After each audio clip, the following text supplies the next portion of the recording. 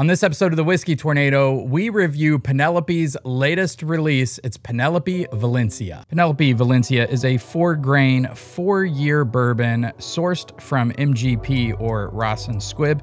It is finished in Vino de Naranja casks. These casks are produced in Spain and it's a process of aging white wine flavored with macerated orange peel and then using the Solera aging process. These bottles come in at 48.5% alcohol or 97 proof.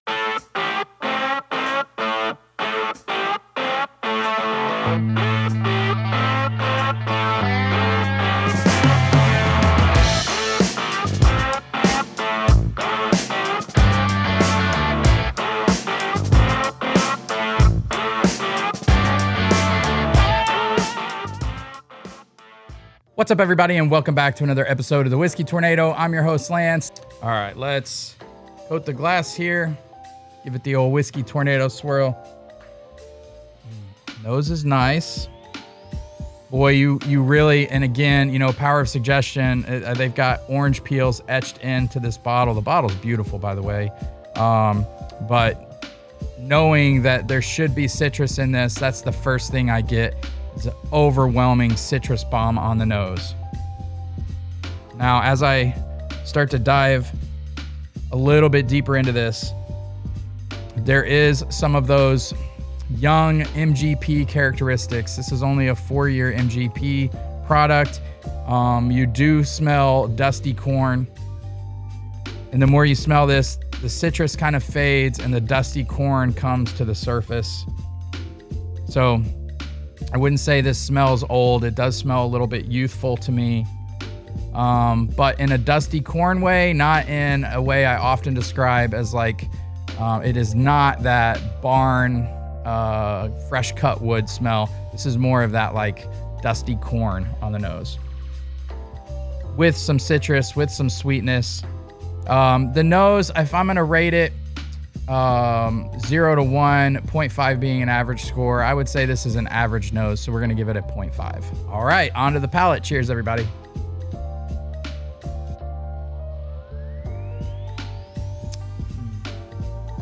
Boy, that citrus is there.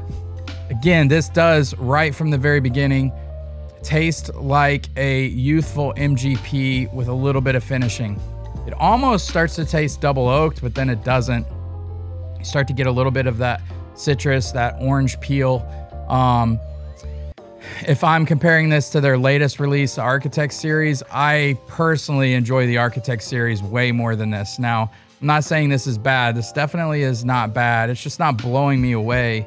I was hoping that you wouldn't be able to pick up any of that youthful kind of MGP, but it's there. You taste that dusty corn. The nose translates to the palate perfectly. Exactly what I was getting on the nose is what I expected on the palate. So we're gonna take another sip here. It's soft, creamy, citrusy, not bitter in any way, which is really nice. A little bit drying on the finish, and I expected a little bit more sweetness from this.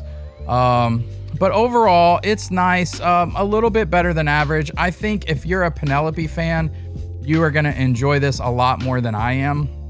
This is a very light finishing, which is nice. They didn't overdo it, that's for sure, but it still just tastes like young MGP with a little bit of citrus flavoring. So for me, I'm gonna give it a little bit better than average, but nothing spectacular. Again, take this with a grain of salt because I think most of you who love Penelope products are gonna like this a lot more than I do. But for me, it's a 0.6 on the palate. All right, so quickly running through the other categories. On appearance, Penelope's bottles are beautiful. This is no exception. I really like the addition of the etched oranges to kind of set you up for what you're gonna taste. The appearance on this is a 0.7. The availability is a 0.3. I have seen these around, but not a crazy amount. So those are the two handicapped categories.